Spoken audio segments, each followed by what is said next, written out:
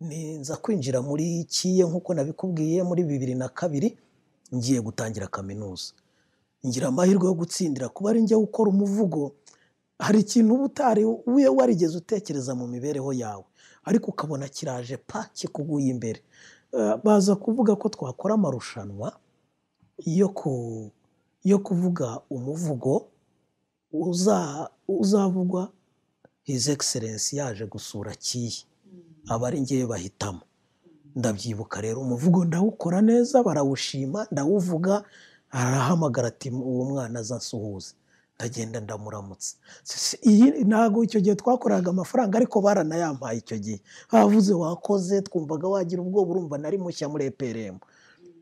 Ariko noneho ndavuga ibi bintu bifite icyo bimaze. Ko nubwo ntakubwiye ko mbere nabanje muri marato, ariko marato nkajya ngeraho nkashishuka ibirenge nkavamo natsinze.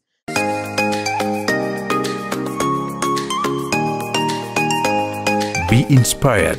Everything is possible.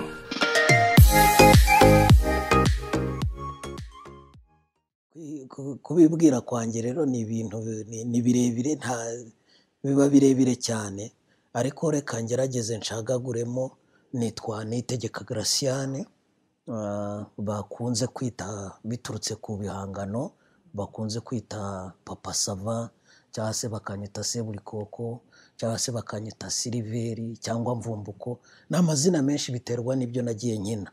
Nkaba naravutse 25 z'ukwa 11 1978, nkaba ndi ingaragu, nkaba mfite lisanse muri ubwo ni sinzi uko babyita mu binyabuzima n'ubutabire, ibinyabuzima n'ubumenyi bw'isi no kubyigisha, biologie, géographie, education. Nakuye mu yahoze yitwa Kiye, ishuri rikuru nderabarezi rya Kigali. Nkaba rero maze imyaka igera kuri 27 mu mwuga w'ubuhanzi. Ndumva ari ibyo. Nkubwiye ko maze imyaka 25 mu buhanzi. Ibyo gukina komedi cyangwa se kwinjira muri filime cyangwa se ibiba abantu babona ubu ngubu ni bije vuba, ariko natangiye 1994, nyuma gatoya yo guhagarikwa kwa jenoside yakorewe Abatutsi, nibwo natangiye gukora umuvugo wa mbere. Umuvugo wa mbere rero nkoze uratsinda. Utsinze rero biba ngombwa yuko noneho iyo watsinze, iyo ni motivation ya mbere, nagahimbaza musiki ka mbere, biba ngombwa ko nkomera muri tronkome. Rero nkomeza gukora iyo mivugo, ariko ninjira no gukina mu tuntu dusekeje. Abanyeshuri bose barabigiraga, ariko bimwe bisanzwe byo kwiyambika nk'imyenda igihumbi ugakuramo ukisiga ingo ukajya imbere y'abantu. Ariko tugakina n'ibyabaga bijyanye n'ibitabo twigaga, cyane cyane ibyo mu Gifaransa, inkuru zabaga zirimo icyo gihe, nazo tukazikina. Nyuma rero nza kugera mu mashuri, ubwo mvuye tronkome ngeze noneho mu ishami aho nigaga biochimie muri groupe scolaire ya Ririma, icyo gihe ari college. Aho rero niho natangiye gukina ikinamico y'umuntu umwe, one man show theater cyangwa se théâtre solo. Ngira amahirwe irampira kuko nayitangiye ari uburyo bwo gushaka amafaranga. Nziga nte, ariko si wacu ho bizagenda bite kuko hari ubukene buri ku rwego rwo hejuru. Nkagenda mbere rero nkategura ikinamico yanjye, nkafisha agapapuro bati ni 50 kwinjira.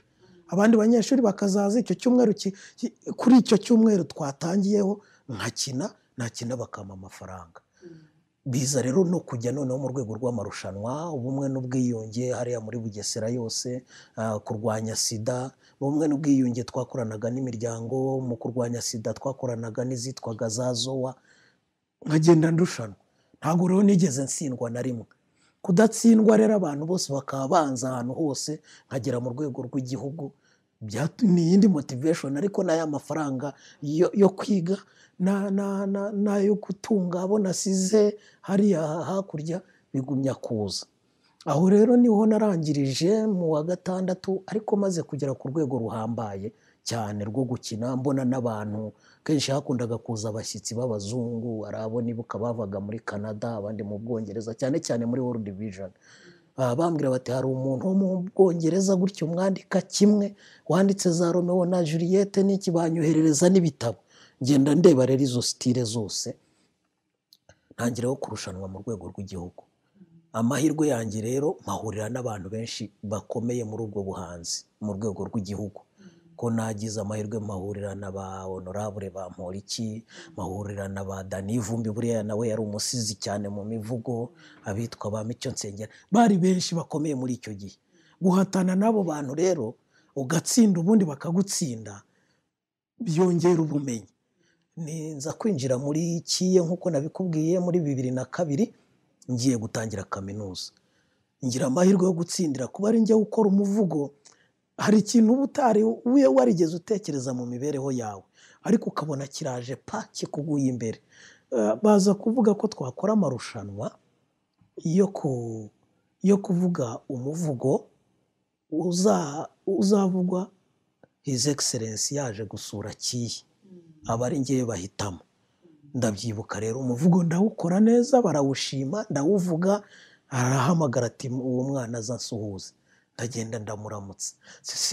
Ntago icyo gihe twakoraga amafaranga, ariko baranayampaye icyo gihe. Bavuze wakoze, twumvaga wagira ubwoba, urumva nari mushya muri EPRM.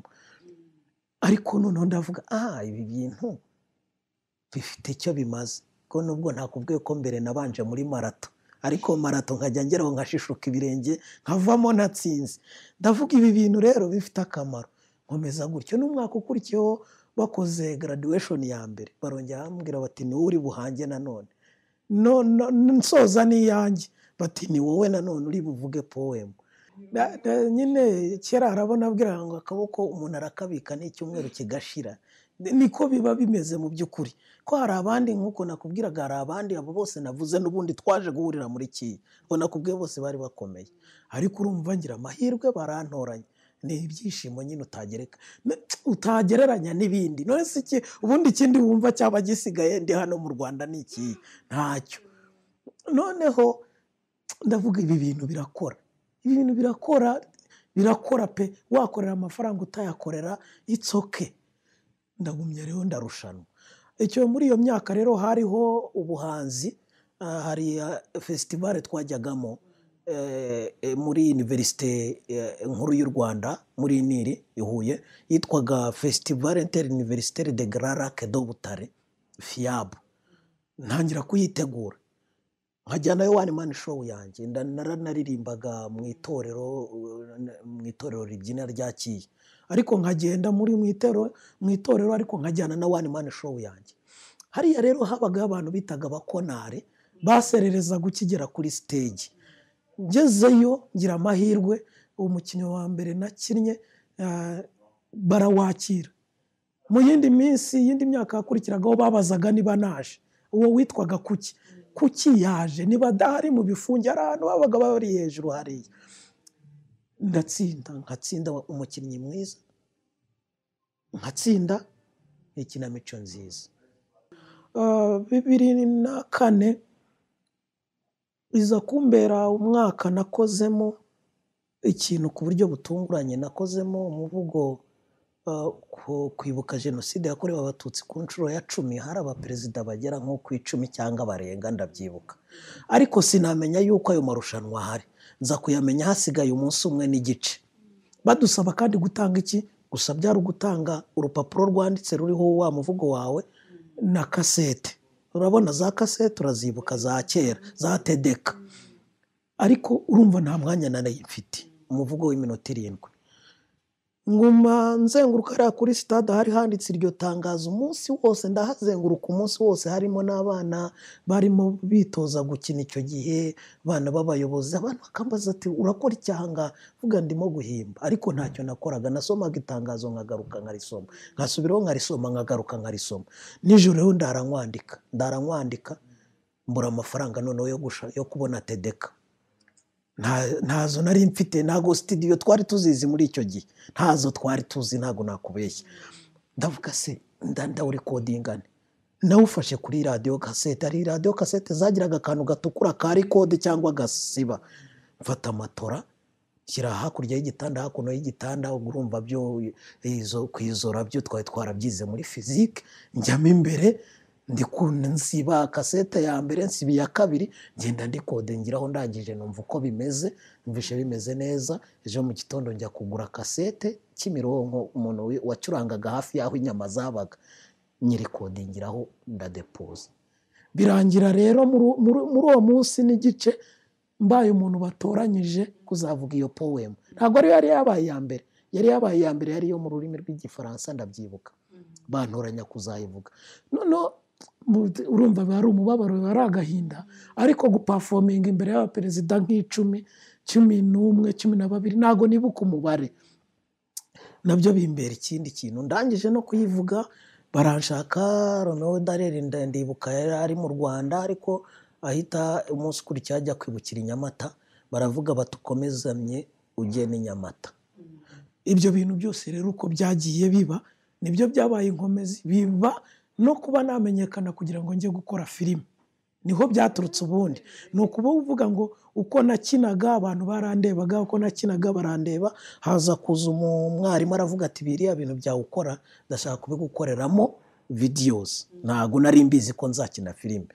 Dusinyana kontra y'imyaka 2, ariko mu gihe twakagiye gukora ahita ajya kwiga hanze. Urumva biba birapfuye. Nyuma rero nza gukubitana na Samusuri cyangwa se Rurinda, avuga ati hari umukinnyi twabuze ariko dukeneye uwamusimbura kandi wakina role nyinshi. Nuko neje rero njya gukina muri Zirara Zishya. Ubwo mvamo nyine Inshuti Friends yacaga kuri social media, abari bwo RBA tubone duhereza boss Seburikoko. Nari umwarimu icyo gihe, arambaza bati Seburikoko kuzaba ari nini, kiriya gihe filime byaga ari ibintu bikomeye kandi ari episode 2 mu cyumweru, uzabikora wigisha. Ngiye narangije gufata umwanzuro wo gusezera, nari nafashe umwanzuro wo gusezera ubwarimu nkajya kwikorera nyine ubuhanzi. Banyitiriye se, barambaza se ubonye uko bimeze tugiye kukwitirira ikintu gishobora gukomeza, uri tayari? Ndabwira ngiye ndi tayari, ni kuri condition zose ndi tayari. Banyita Seburikoko, ndagenda ndayikina. Nyuma rero niko n'izindi zagiye ziza. Nyuma nza gutekereza rero muri 2018 nko mu kwa gatandatu, ndatekereza ariko mfite ibihangano byanjye, nayo mfite ibihangano byanjye by'amapoem, Imana mu rubanza, ukunda nde, ukunda ute, ariko ndavuga ibyo byose biri audio. Kuki ndi nzagumya gukora nkorera abandi, ngiye nzajya mvuga yuko nabashije iki, nizi iki gihe cyose nagiriye imbere ya kamera, ko ntago nari narabyize mu ishuri. Ntekereza rero yindi iri tematique ishaka sije y'umunsi kayikina ikarangira, kagaruka igakina indi sije, atari ukuvuga ngo nuruhererekane nkomeze. Nibwo nakoze rero Papa Saba, ngenda gutyo. Urwo ni rwo rugendo rwanjye uroye nkajye nari mbimenyereye, kuko nko muri za university abantu bari bazi muri za university abenshi twarahuraga n'ubundi bakamvuga kubera uko kumenyerwa, ariko noneho byari bigiye ku baturage basanzwe bose b'igihugu, kandi bamwe bo barimo kubifata nkaho ari ukuri. Kandi icyo gihe nakinaga negative role cyane. Rimwe wumvaga nyine haravuze ngo dore ka kagabo, ka gasinzi kazengereje sipe, ka kaboyi, dore ka kagabo ka nyina wa Mbogo, n'ugwamagata ari kujya urwara. Ufata umuntu ureshya kuriya mukajya kubana, ngo warize harya kaminuza urwaye ibite. Nyine ukumva hari abaguca intege, ariko nkanjye w'umuhanzi nkavuga ni hari umugani twakundaga guca cyane, nukuna agasamunyiga kasuriye ibuye, gasurira urutare karategereza ko rwakwinuka kumva ntacyo ruvuze. Avuga ati ariko no gutinutse ndakunyunyitse, no kuvuga ngo naguhamije. Nanjye yo bivuga navuga ni wow, byagezeyo, role bampaye yagezeyo. Ntago nge nabifataga nka negative, ahubwo nabifataga nkaho ntangiye kuba umukinnyi wa nyawe noneho. Ikintu cya mbere nagize amahirwe yo kuba role nahereyeho nyine irashekeje, nubwo ari amafuti ariko ikabisekeje. Icyo gihe rero abana bari bo bose bayibonamo, umukuru ayibonamo si bose, hari ubibona nk'umuntu udashobotse nyine akumva kariya kari mu biki, ariko abenshi bakeneye guseka nyine, bakeneye kunyurwa, kunezerwa. abana bakakwisangamo mugakina. Uwo rero aba ari umugisha, ariko umugisha nanone nyine werekana ko bya bindi byawe wabyubatse neza. None se erega twebwe ntabwo duhangana na komenti, twe duhangana n'ibikorwa. Ntabwo njye mpangana na komenti, mpangana n'ibikorwa. Umbwiye ngo sinshoboye ntacyo bimbwiye, ariko umbwiye uti reba ibyanjye nakoze ugereranye n'ibyawe, aho turicara tukaganira. Ariko ngiye guhangana nawe ngo wavuze ngo ntuzi guhimba, ubyina n'abaruta uwicaye. Niko bavuga mu Kinyarwanda, ubyina n'abaruta uwicaye, kuko uko ari kubyina n'aba azagera aho ngaho abimenye. Ariko se niba wicaye se uri kuvuga iki se? Ibyo nabyo biratwubaka, kuko ubundi bavuga ko mu gihe icyo ari cyo cyose udafite abakurwanya cyangwa bakubwira yuko bitameze neza, uba warangije gutsindwa. Uba warangije gutsindwa kuko uhora wumva ari wowe. Ariko mu buzima bwa nyabwo ntabwo ubundi umuntu ahangana na komenti. Ngiye mpangana n'ibikorwa bigenzi byanjye. Kuvuga ngo nta kindi kintu nzi, gusa ngiye gukina hariya nzabona amafaranga azantunga, nishyura inzu ngire. Utari umwaritiste, usibye ko no hanze uko mbibona muri Amerika ntabwo abakinnyi ba filime bitwa abakinnyi ba filime gusa. Abenshi ni abaririmbyi, uzabarebe bafite ikindi kiri artistique kiba kibishyigikira. Ariko hano twebwe kubera ko ntitubyiga, icyo nicyo cya mbere. Nta nubwo dufite isoko rizwi. Wenda ubu twageze kuri interineti, ariko nta soko mbere twari tuzi. Nta hantu wari uzi wavuga ngo hari videoteka, hari ntaho wari uzi icyo gihe. Iryo soko ntiryariho, ni ukupfa ku muntu kujyana ubuntuza bwe. Copyright ntago yari yakazamutse ngo umuntu uburenganzira bw'ibihangano bwe burahihirizwe. Usohora CD imwe, wamara kuyisohora abandi nabo wayigurishijeho ngo bagurishe izo wabahaye, bagakopiya bakagurisha izabo, sibyo? Icyo gihe rero ntabwo wajyamo ugiye kwinezeza gusa ngo uvuge kuzahembwa, ariko ugiyemo ugiye gukora iki, sibyo? Ntabwo nkeka ko umuntu w'umwanditsi mwiza wa filime yavuga ko bitamutunga. Nta nubwo ari muri filime gusa, no mu muziki, keretse ari we ugiye kwiga.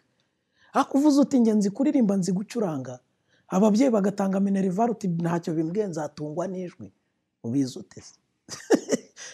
Nibura filime byaba byiza mu gihe tudafite aho tuyiga schooling umunsi ku munsi, ko nibura waba utsinda neza ayo masomo yo mu ishuri, kuko bizagufasha nyine. Nta kigenda cyonyine, birunganirana. Icyo ni kimwe. Ariko se nyuma yo kubaho ko kwamamara, nuko ushaka kwamamara gusa, ukeneye kwamamara gusa, waza ukamamara pe. But behind uratekereza iki nyuma yaho? Ko njye nshobora kuba nkeneye kwamamara, abantu bamenye, nkakina filime, ariko nzamamaza. Ese bibaye ngombwa yuko munshaka amafaranga yo kumanika ibyapa hose ngo bamenye, hagira umbona ampereze noneho ikiraka cyo kwamamaza, natanga ngahe? Biba bisaba gutekereza. Inyuma yaho ni iki ndimo gutekerezaho? Kandi ni ibintu byose, si filime yonyine, si filime yonyine. Icya mbere kiraba ko yiga. Niba atabonye aho arimo kwiga ibyo bya sinema, umunsi ku munsi agerageza byige nka formation y'igihe gito. Ariko ibyo nabyo biherekeranye no kwiga mu ishuri risanzwe, ubumenyi bw'ibanze, kuko yakina, yandika, azajya asabwa kumenya ibyo bintu kuri geography, kuri histoire, ku Kinyarwanda muri rusange uko kivugwa neza. Ibiki byo biramusaba kubanza kwiga. Yarangiza rero akiha intego, n'intego ngiye muri sinema, ariko se nukujyamo gusa ningira amahirwe nzabigwaho. Icyo ni ikindi kintu. Icya gatatu rero ni igihe. Kubara igihe, ndakora iki uyu munsi, ejo nzakora iki. Nta gihe cyanjye ndi gutakaza. Kabona nyine umuntu arawa ariruka inyuma y'abandi ariko ari gutakaza igihe. Ndakora iki? Ubwo ndavuga ku muntu ushaka gusucceedinga, akazagera akazaturuta, kuko ntaho turi ugereranyije. Ushobora kuba turi kuri 2%, ariko akeneye kuzagera ku 50%. Kubara igihe muri sinema birafasha cyane. Ko usibye no kuntu n'ibyo bihe wenda imvura bakayikereya, igitondo bakagikereya, ariko wibuke ko niba wanditse ngo izuba rirasa, ugomba kuburiyo. Nijoro twumva inyoni za nijoro, si za mu gitondo, ugomba kuburiyo. Kubara igihe. Ikindi rero ni ugutekereza noneho ni akahe gashya, innovation.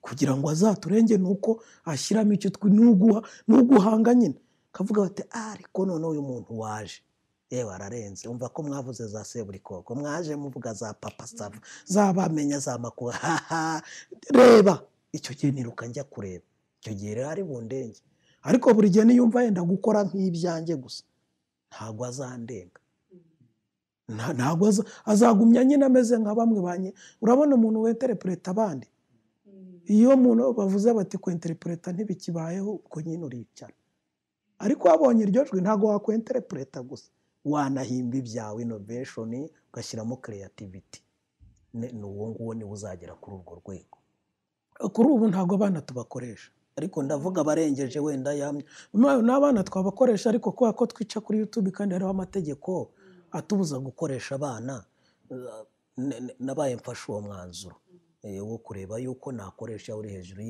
y'imyaka 18 nk'isabwa ariko umwana sina papa sava gusa umwana wese ukeneye gukina filime hari inzira icyambere habaho icyo bita itoranya abakinnyi ni casting umuntu ukubwira ngo njye uzanshyire muri filime ntago ngiye ngushyira muri filime ikintu kigushyira muri filime ni ibyanditswe ntago twebwe dushaka umukinnyi mbere yuko tugira gute dufite script utazakina nese ndakuzanye ngo urebe gutya gusa ejo ntugaruke cyangwa ejo bundi mba mfite ibyanditse script yanditse narangiza nkavuga ngo uyu muntu azaba ari inzobe muremure 1.50 m ufite amahane mu maso sibyo noneho ngiye nkajya gushaka uwo muntu tukamushakisha ntabwo azaba ari mushiki wanjye rero cyangwa musaza wanjye ni ukumushakisha bibaye ibyo ngibyo famiye yanjye yose yabikina papa sava cyangwa iya bene wacu habaho icyo bita casting mukareba niba uwo muntu afitinga akaza akagerageza byakwanga ukamubwira inshuti yanjye yirore ntabwo ari iyawe nihaze indi muberanye uzaze niba nshaka guhanganisha umuntu ubyibushye cyane n'unanutse cyane nkaba nzi umuntu uzi gukina cyane ariko ananutse ntabwo ari uko namugaye ariko si we ukenewe nyine habaho casting ariko ikindi bimusaba twebwe dusaba dukenera abantu kuba azi gukina cyangwa se kuba ari umuhanzi kuba ari umuhanzi twe biradufasha ntabwo avuga ya magambo gusa twamwandikiye afite innovation muri we icyo nicyo tuba dukeneye ikindi cya kabiri ni wa muntu ufite discipline niwe dukeneye uwo mwana uzamuka ufite discipline hari n'ibyo twibandaho twe tukabanza kumenya ngo uyu muntu ajya mu biyobyabwenge n'amatabi twe turabikenera cyane iyo ni discipline n'imyitwarire muri rusange kwandika ntago bigora ni umuhamagaro wanjye kuyikina zibamo nko tuvuge nka reka nziguye hari nko muri seburikoko hari role nabanjirijeho Esperance cyangwa bita ibintu by'imihati kumva barakuzitura nyine nta yindi reality iyo iragorana urasinda uragwa ugomba gukubitwa iragorana hari iyindi none ishobora kutugora atari uko imeze ityo niyo nakinnye na Rurinda umugore yamwirukanye aza kuba iwanjye nkamubwira ni wowe jya hariya bateka ibiryo urye bashigisha igikoma unywe ubushera baguha iby'imbindi ujya hariya uryame mu nguni usuragure noneho urareba uko ngana nuko wangana uburyo twabikinagamo birashekeje Kennedy watuyoboraga akavuga ati bana tumara umunsi wese murimo kuvuga kuri icyo kintu kubera mwese mwananiwe guhuza hari n'izindi zije ejo bundi nawe Esperance nkubitira mu nzu kandi ari njye umwiyenjejeho ku by'amafaranga hari ukuntu usanga zigoranye ariko twe hari iyindi ntabwo irasohoka yangoye vuba aha ariko ingora mu buryo nyine ikozwe aho umuntu yagombaga kunkubita urushyi nkiyaranja nkagwa nararukubita nubwo niyaranjije ngo ngwe ahubwo nagiye deturune mbona nageze aho bambwiye nta no gusubiramo director aravuga ati nta gusubiramo uruhushyi rwiyandika ahangaha ndavuga kwere aha turakinnye kabisa urumva rero izo ngizo ziragorana kuko ubanza no kuzitekerezaho barankubita urushyi iryinyo rivuyemo izo ziragora ariko nkanjye keretse itemewe mu mucyo wacu w'abanyarwanda iyo ngiyo yanamvuna usibye no kutamvuna ntayemera ntago ngiyewe rwose mbivuge nabyemeze ibitajyanye na kutime yacu umuco wacu imiziro n'imiziririzo sibyo ibyo dushyira imbere ntabwo ibyo mbikora. Ntabwo uzambona ndi gukina za porunogarafi, ntabwo uzambona, ntabwo ibyo mbikina. Nyine iyo yamvuna niyo nemeye, kandi ntiyamvuna kuko sinayikina, nuko nteye. Ikintu cya mbere abo dukora ibyo, abo dukora bimwe, cyane cyane ubu banabaye na benshi iyo ugiye ku mbuga nkoranyambaga, ikintu cya mbere ni ugutekereza ku bintu ugiye guha abantu. Birabamarira iki? Birabungura iki? Birimo gufasha kubaka iki?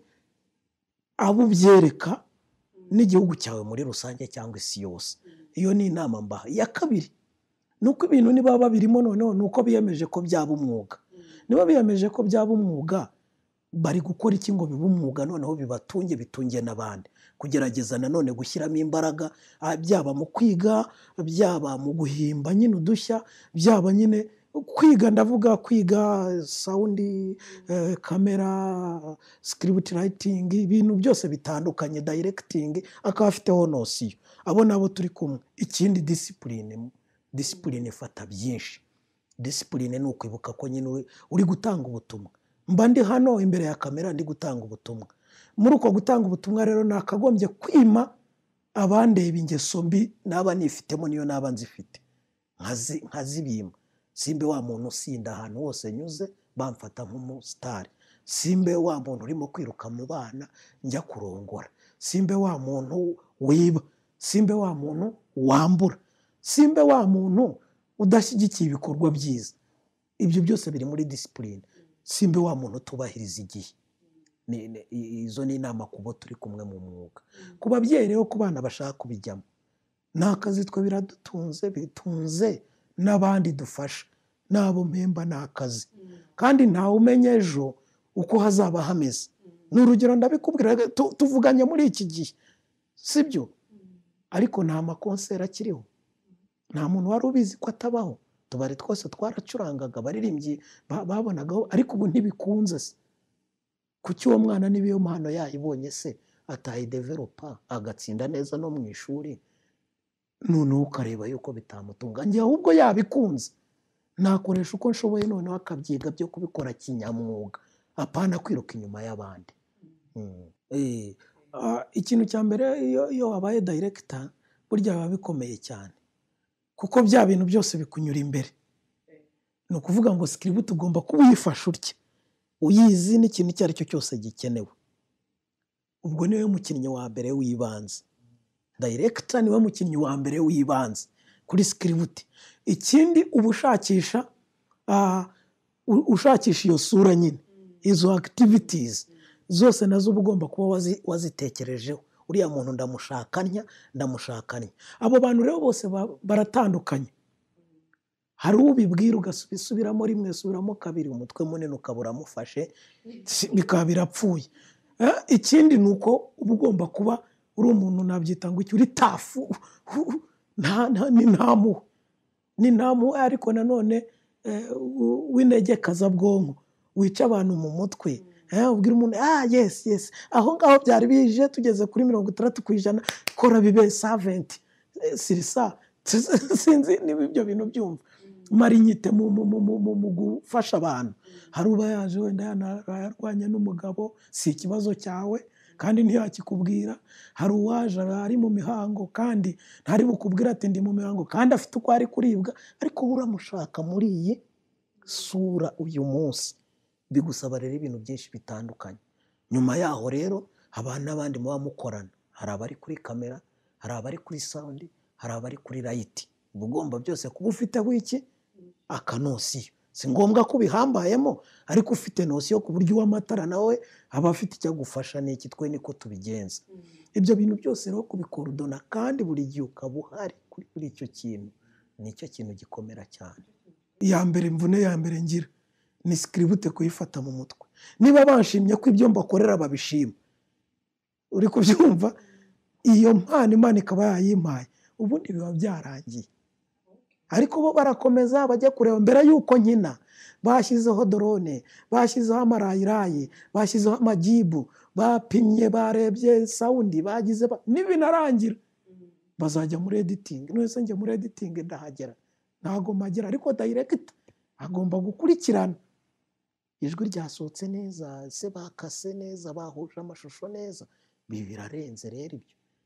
Buriya ntanakwiye nta n'ubwo yanamuba ahubwo ataragize experience yo gukina, kuko mu kugira ngo azabe director aba yarize na acting, writing, akiga sound, akiga byose.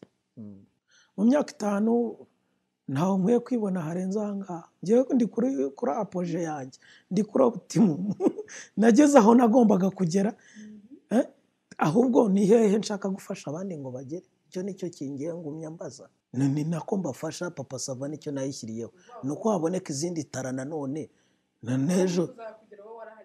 Je narahageze, none se nakubwiye ngo niki narabona? Mvuge ngo ndashaka kujya gukina ngo mpuzamahanga y'iki? Oya, abo ndimo gufasha bazajyeyo. Ndi muri uwo mujyo wo kugumya gukora ibintu byiza, nkabiha abantu, nkazamurana talents nziza, nkafasha n'izindi nziza ziriho, kuko ntabwo ari filime gusa, na theatre radiophonique nyirimo, theatre yo kuri stage nyirimo, ubusizi nkuko nabikubwiye mbirimo, nkafasha abandi bantu bakazamuka. Ariko kuvuga imyaka 5, je nago nkora ibintu by'imyaka 5 cyangwa 20, nago mvuze ko mpinga nyine abategura ziriya myaka babara, ariko ngiye nkora ibintu nk'uwapfuye umunsi, ariko nkateganya nk'uwaramba imyaka 100. Iby'imyaka 5 rero ntekereza nuko niba uyu munsi ndi muri ejo sikera nk'ubu ngiye gukina mu isaha, niba bambwiye saa 8 ni saa 8, niba bamaye script ntago ari ibindi byo kujya kunywa agacupa, nuko uzisoma nkazishyira mu mutwe. Niba ngomba gutanga Papa Sava ejo kuwa 2 saa 5, ni saa 5, ubishinzwe arabizi, ibyo byarakozwe birahari. Icyahinduka rongewe kigapfa muri nge no kubona nagombaga kwitanga, nta kindi cyabaye ngo umuriro wabuze cyangwa byagenze bite cyangwa ubishinzwe ararwara, ikaza kuza saa 8. Ibyo ntago nibyo binyica, ariko ngiye ntago njya mu mikorere yanjye mpanga ibintu bibara mu minsi. Ngiyewe ndakora, ndicara, niba nikiye umunsi nkavuga ngo nanditse script nayinonosoye cyangwa ndimo sinshyira ejo, ibyo nagakwiye kuba nshoboye gukora uyu munsi, nuko nkora. Abafana banjye barankunda, urumva, bakomeze bankunde. Ikindi cya kabiri, bambera abambasaderi n'ahandi naragera, urumva, bo n'abafana. Icyo nababwira niki gusa hari icyo njya mbasaba, hari nk'umuntu uguhamagara kandi aragufana n'ibyo, kavuga ntago uduha umwanya wo kutuvugisha. Ntago ngiye mfite umwanya wo kuvugisha abafana, umwanya wo kuvuga gutya. Mvugisha abafana mu bihangano, kuko nibyo bankundiye. Deke rero natangiye kuba receptioniste wo kwakira telefone, nkibagirwa kubakorera ibihangano byatumye bankunda. Bazatangira kuvuga ngo yarashaje asigaye atubura n'amazi gusa. Bafana banjye ndabakunda nkuko mu nkunda, ariko tujye duhura mu bihangano tuganire, turebe icyo turi kwigamo. Ntago nyine wa mufana umbwira ngo uzaze ngo dusangire ngo icupa hari n'ibiryo uzarya twishimane. Uwo mwanya uwo artiste akwiye kuba wubona se, wakagombye huko kumutegurira igihangano gituma mu gihe azaba ari muri ibyo azayahuta akava mu kurya ahubwo akajya kukireba. Nubwo buryo tukwiye kuba tuganira n'abafana nk'abahanzi.